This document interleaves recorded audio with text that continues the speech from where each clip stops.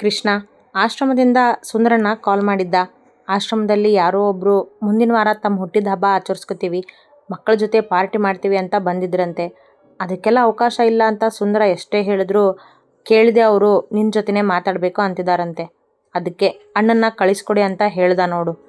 ಕಾಲೇಜಿನಿಂದ ಬಂದು ಮುಖ ತೊಳೆದು ಟೀ ಕುಡಿಯಲೆಂದು ಕೆಳಗಿಳಿದು ಬಂದ ಕೃಷ್ಣನಿಗೆ ಹೇಳಿದರು ವಿಷ್ಣು ತಾತ. ಚಾಕು ಕೃಷ್ಣನ ಹಿಂದೆಯೇ ಬಂದು ಅವನ ಕಾಲಿನ ಹತ್ತಿರ ಕುಳಿತ. ತಾತ, ನನಗೆ ಹೋಗೋದಕ್ಕೆ ಆಗೋದಿಲ್ಲ, ಹೊಸದಾಗಿ ಕೆಲಸಕ್ಕೆ ಹೋಗ್ತಿದ್ದೀನಿ. 2 ದಿನಕ್ಕೆ ಅವ್ರ ಮುಂದೆ ರಜೆ ಹೇಗೆ ಕೇಳಿ ನಾನು? ಸುಂದರನ ಜೊತೆ ನಾನು ಮಾತಾಡ್ತೀನಿ ಬಿಡಿ, ಅವ್ರ ನಂಬರ್ ತಗೊಂಡು ಫೋನ್ ಮಾಡಿ ಹೇಳ್ತೀನಿ.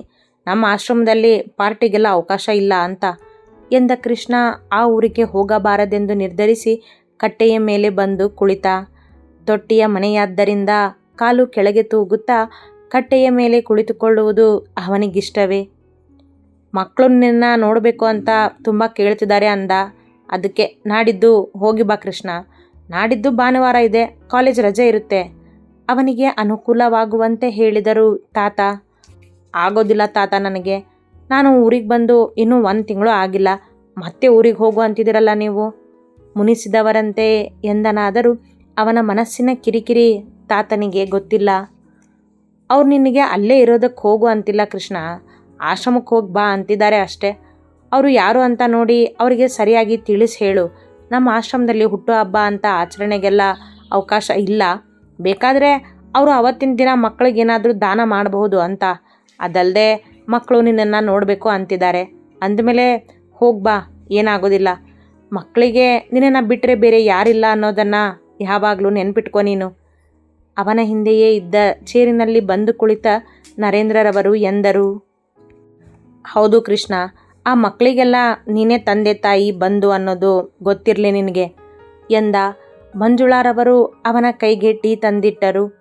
ಮೊದಲು ನಾನು ಸುಂದರಣ್ಣನಿಗೆ ಕಾಲ್ ಮಾಡಿ ಮಾತಾಡ್ತೀನಿ ದೊಡ್ಡಮ್ಮ, ಆಮೇಲೆ ಅಲ್ಲಿಗೆ ಹೋಗೋದನ್ನು ಯೋಚನೆ ಮಾಡ್ತೀನಿ ಎಂದ. ಕೃಷ್ಣನಿಗೆ ಶ್ರೀನಿಕಾಳಿದ್ದ ಊರಿಗೆ ಹೋಗುವ ಇಷ್ಟವೇ ಇಲ್ಲ. ನೋಡು, ನಿನಗೀಗ ಅನುಕೂಲ ಆಗೋ ಹಾಗೆ ಮಾಡು ಎಂದರು ತಾತ. ಅವ ಟೀ ಕುಡಿದು ಮೇಲೆದ್ದು ಹಿತ್ತಲಿಗೆ ನಡೆದ ತನ್ನ ಪ್ರಾಣಿ ಬಳಗವನ್ನು ನೋಡಲು. ಅವನ ಹಿಂದೆಯೇ ಎದ್ದು ನಡೆದ ಚಾಕೋ. ಆ ಊರಿಗೆ ಹೋಗಬೇಕಾ ಮತ್ತೆ ನಾನು? ಆಗೋದಿಲ್ಲ ನನ್ನಿಂದ ಮತ್ತೆ ಅಲ್ಲಿಗೆ ಹೋಗೋಕ್ಕೆ. ಅಕಸ್ಮಾತ್ ಶ್ರೀನಿಕಾ ನನ್ನ ಕಣ್ಮುಂದೆ ಬಂದರೆ ನಾನು ಏನು ಮಾಡ್ತೀನಿ ಅಂತ ಗೊತ್ತಿಲ್ಲ, ಏನು ಮಾಡಬೇಕು ಅಂತ ಗೊತ್ತಾಗ್ತಿಲ್ಲ. ತನ್ನಲ್ಲೇ ಎಂದುಕೊಳ್ಳುತ್ತಾ ಕುದುರೆಯ ಮೈ ಸವರುತ್ತಾ ನಿಂತಿದ್ದ ಕೃಷ್ಣ ಎತ್ತಲೋ ನೋಡುತ್ತಾ, ಮೊದಲು ಸುಂದರನ ಜೊತೆ ಮಾತಾಡ್ತೀನಿ, ಆಮೇಲೆ ಅಲ್ವಾ ಹೋಗಬೇಕೋ ಬೇಡವೋ ಅಂತ ನನಗೆ ಗೊತ್ತಾಗೋದು ಎಂದುಕೊಂಡವ ಎದ್ದು ಒಳಬಂದು ಸುಂದರಣ್ಣನಿಗೆ ಕರೆ ಮಾಡಿದ. ಏನು ಮಾಡ್ತಿದ್ದೀಯಾ ಶ್ರೀನಿ? ಕರೆ ಮಾಡಿದ ವರ್ಣಿಕಾ ಶ್ರೀನಿಕಾಳಿಗೆ ಕೇಳಿದಳು. ಅದೇಕೋ ಅಂದು ಅವಳಾಗಿಯೇ ಕರೆ ಮಾಡಿದ್ದಳು. ಮಲಗಿದ್ದ ಶ್ರೀನಿಕಾ ಎಚ್ಚರವಾಗಿ ಫೋನ್ ಕಿವಿಗಿಟ್ಟಿದ್ದಳು. ಮಲಗಿದ್ದೆ ಅಕ್ಕ, ಯಾಕೇನಾಯಿತು? ಹೌದಾ, ಯಾಕೆ ಕಾಲೇಜ್ಗೆ ಹೋಗಿಲ್ವಾ? ಇಲ್ಲ ಅಕ್ಕ, ಇವತ್ತು ಹೋಗಿಲ್ಲ. ಹೌದಾ, ನಾನು ಫ್ರೀ ಇದ್ದೆ, ನಿನ್ನ ಜೊತೆ ಮಾತಾಡಿದ್ರಾಯ್ತು ಅಂತ ಕಾಲ್ ಮಾಡಿದೆ ನಿನಗೆ. ಹೌದಾ, ಹೇಳು ಅಕ್ಕ, ಏನು ವಿಷಯ?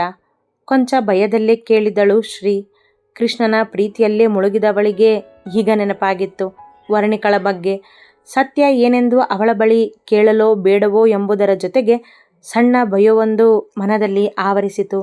ವರ್ಣಿಕಾ ಕೇಳಿದ್ದಕ್ಕೆ ಉತ್ತರ ಹೇಳುತ್ತಾ, ಅವಳು ಹೇಳುವುದನ್ನೇ ಕೇಳುತ್ತಾ ಕೊನೆಯವರೆಗೂ ತನ್ನ ಮನದಲ್ಲಿನ ಗೊಂದಲಗಳನ್ನು ಅವಳ ಬಳಿ ಕೇಳದೆ ಫೋನ್ ಕಟ್ ಮಾಡಿದ್ದಳು ಶ್ರೀ. ಅಕ್ಕನ ಹತ್ರ ಸತ್ಯ ಏನು ಅಂತ ನನಗೆ ಕೇಳೋದಕ್ಕೆ ಆಗೋದಿಲ್ಲ, ಏನು ಮಾಡಲಿ ಎಂದುಕೊಂಡು ಮೇಲೆದ್ದವಳು ಮುಖ ತೊಳೆದು ಮಂಡಿಯವರೆಗೂ ಇದ್ದ ಪುಟ್ಟ ಫ್ರಾಕ್ ತೊಟ್ಟು ಅವಸರದಲ್ಲಿ ತನ್ನ ಉದ್ದ ಕೂದಲನ್ನು ಕ್ಲಿಪ್ಪಿನಲ್ಲಿ ಬಂಧಿಸಿ ಗಾಳಿಗೆ ಹಾರಲು ಬಿಟ್ಟು ಕಾರ್ ಹತ್ತಿ ನಡೆದಳು. ಆ ಊರಿಗೆ ಹೋಗಬಾರ್ದು ಅಂದ್ಕೊಂಡಿದ್ದೆ, ಆದರೂ ಹೋಗೋ ಹಾಗಾಯಿತು. ಅಲ್ಲಿ ಶ್ರೀನಿಕಾ ಎದುರಾದರೆ ಏನು ಮಾಡಲಿ ನಾನು? ಟೆರೇಸಿನಲ್ಲಿ ಸಿಗರೇಟ್ ಉರಿಸುತ್ತಾ ನಿಂತಿದ್ದ ಕೃಷ್ಣ ಯೋಚನೆಗೆ ಬಿದ್ದಿದ್ದ. ಸುಂದರನಿಗೆ ಕರೆ ಮಾಡಿ ಕೇಳಿದಾಗ, ಅಣ್ಣ, ನೀನು ಅವರನ್ನು ಭೇಟಿ ಆಗದೇ ಇದ್ದರೂ ಆಶ್ರಮಕ್ಕೆ ಒಂದು ಸರಿ ಬಂದು ಹೋಗು. ಮಕ್ಕಳಿಗೆ ನೀನು ಹೇಳದೆ ಹೋಗಿದ್ದಕ್ಕೆ ಅವರೆಲ್ಲ ನಿನ್ನನ್ನು ನೋಡಬೇಕು ಅಂತಿದ್ದಾರೆ. ಅದರಲ್ಲೂ ವಿನಯ್ಗೆ ಸುಳ್ಳು ಹೇಳಿ ನನಗೆ ಸಾಕಾಗಿದೆ ಅಣ್ಣ. ನೀನೊಮ್ಮೆ ಬಂದು ಅವರಿಗೆಲ್ಲ ಸಮಾಧಾನ ಮಾಡಿ ಹೋಗು ಎಂದು ಬೇಡಿಕೊಂಡಿದ್ದ. ಅವನ ಮನವಿಗೆ ಕೃಷ್ಣ ಒಪ್ಪಿದ್ದ ಕೂಡ. ಸಿಗರೇಟ್ ಉರಿದು ತುಂಡಾಗುತ್ತಲೇ ಅದನ್ನು ಎಸೆದು, ಹೋಗಲೇಬೇಕಲ್ಲ ಈಗ, ನೋಡೋಣ ಏನಾಗುತ್ತೆ ಅಂತ ಎಂದುಕೊಂಡು ಒಳಬಂದು ಸೂರು ನೋಡುತ್ತಾ ಮಲಗಿದ. ಅವನಿಗೆ ಹೋಗಿ ಬರುವುದರ ತೊಂದರೆ ಇಲ್ಲ. ಮತ್ತೆ ಶ್ರೀನಿಕಾ ತನ್ನ ಕಣ್ಮುಂದೆ ಬಂದು ಬಿಡುವಳೇನೋ ಎಂಬ ತಳಮಳವಷ್ಟೇ ಅವನ ಮನಕ್ಕೆ. ಅವಳು ತನ್ನ ಮುಂದೆ ಬಂದರೆ ಇವನ ಪ್ರೀತಿ ಹೆಚ್ಚಾಗುವುದೇ ವಿನಃ ಕಡಿಮೆ ಆಗುವುದಿಲ್ಲವಲ್ಲ. ಅವಳು ತನಗೆ ಎದುರಾದರೂ ಎಲ್ಲಿ ಮತ್ತೆ ತನ್ನ ಜೊತೆ ಕೋಪದಲ್ಲಿಯೋ ಅಥವಾ ದ್ವೇಷದಲ್ಲಿ ಮಾತನಾಡುವಳು? ಹಾಗೆ ಮಾತನಾಡಿದರೆ ತನ್ನ ಉತ್ತರ ಏನಾಗಿರಬಹುದು? ತಾನು ತಾಳ್ಮೆಯಿಂದ ಇರಬಲ್ಲನೇನು ಎಂಬ ಹಲವಾರು ಯೋಚನೆಗಳೇ ಅವನ ತಲೆಯಲ್ಲಿ. ಇದ್ಯಾವುದನ್ನು ವೇದ್ಗೆ ಹೇಳದೆ, ನಾಡಿದ್ದು ಆಶ್ರಮದ ಕೆಲಸಕ್ಕೆಂದು ಊರಿಗೆ ಬರುತ್ತಿರುವೆ, ನೀನು ಆಶ್ರಮಕ್ಕೆ ಬಾ ಎಂದು ಕರೆ ಮಾಡಿ ತಿಳಿಸಿದ್ದನಷ್ಟೇ. ಕಾರನ್ನು ಜೋರಾಗಿಯೇ ಓಡಿಸುತ್ತಾ ಬಂದವಳು ಸುಶಾಂತ್ನ ಆಫೀಸ್ ಮುಂದೆ ಬ್ರೇಕ್ ಹಾಕಿ ನಿಲ್ಲಿಸಿದಳು. ಅವಸರದಲ್ಲೇ ಮೆಟ್ಟಿಲು ಹತ್ತಿ ಅವನ ಚೇಂಬರಿಗೆ ಬಂದವಳಿಗೆ ಭಯವೇ ಮನದಲ್ಲಿ. ಸುಶಿ, ಬಾಗಿಲು ದೂಡಿ ಎಂದಳು. ಅವ ತನ್ನ ಕ್ಲೈಂಟ್ ಜೊತೆ ಮೀಟಿಂಗ್ನಲ್ಲಿದ್ದ. ಶ್ರೀನಿಕಾಳನ್ನು ನೋಡಿದವನೇ ಎಕ್ಸ್ಕ್ಯೂಸ್ ಮೀ ಎಂದು ಅವಳತ್ತ ಬಂದು, ಏನಾಯಿತು ಶ್ರೀ ಕೇಳಿದ ಸಣ್ಣ ಧ್ವನಿಯಲ್ಲೇ. ನಾನು ನಿನ್ನ ಜೊತೆ ಮಾತಾಡಬೇಕು, ಹಣೆಯ ಮೇಲಿನ ಬೆವರೊರೆಸುತ್ತಾ ಎಂದಳು.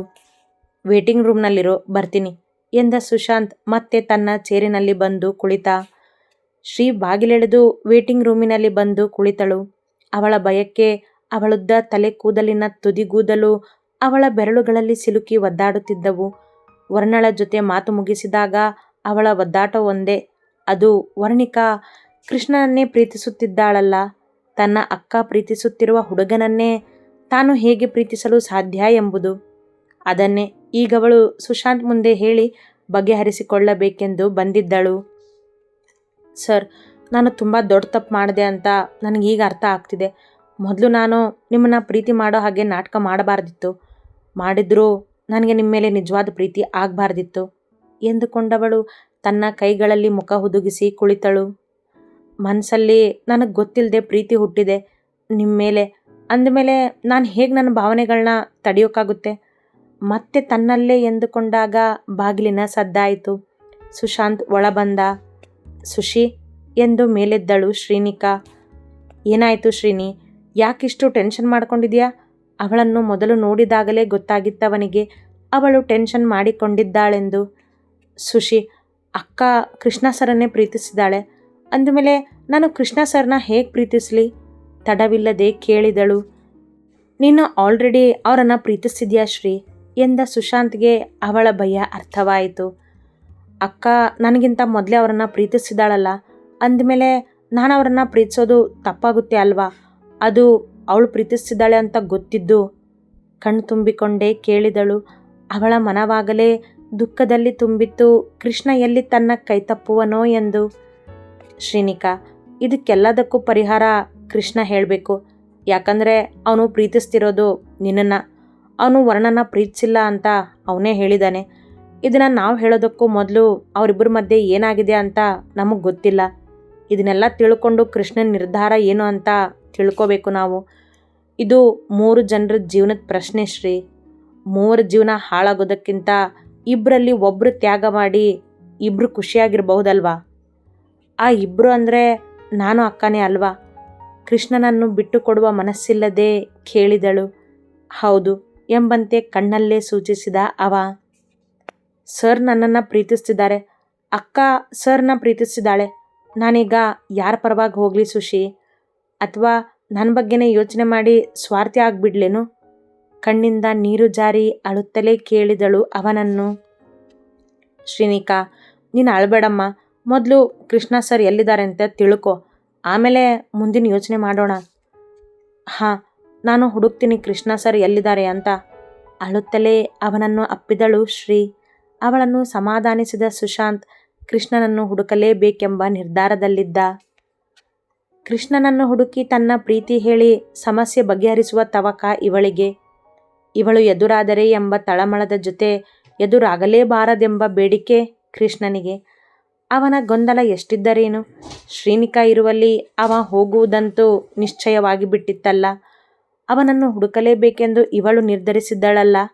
ಅವಳೀಗ ಇವನನ್ನೇ ಹುಡುಕಲು ಹೊರಟಾಗ ಅವನು ಅವಳಿರುವಲ್ಲಿಯೇ ಬರುವಾಗ ಇಬ್ಬರು ಎದುರಾಗುವರೋ ಇಲ್ಲವೋ?